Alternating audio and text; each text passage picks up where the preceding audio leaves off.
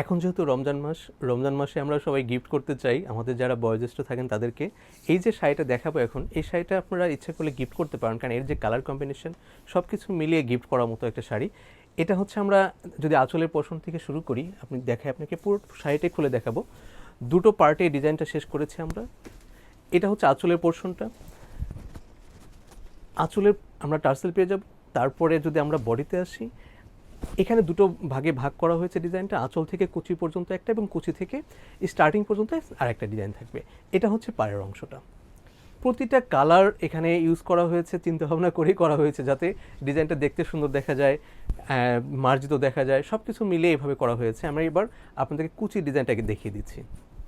এটা হচ্ছে কুচির পোর্শন, কুচি থেকে একদম স্টার্টিং পর্যন্ত সেম এই ডিজাইনটা থাকবে এবং নিচেও কিন্তু সেম যে ডিজাইনটা ছিল সেটাই থাকবে। পুরো শাড়ি ভিউটা ঠিক এমনই থাকবে। এই শাড়িটার প্রাইস থাকবে মাত্র ২,২৫০। ধন্যবাদ সবাইকে আমাদের সাথে থাকার জন্য।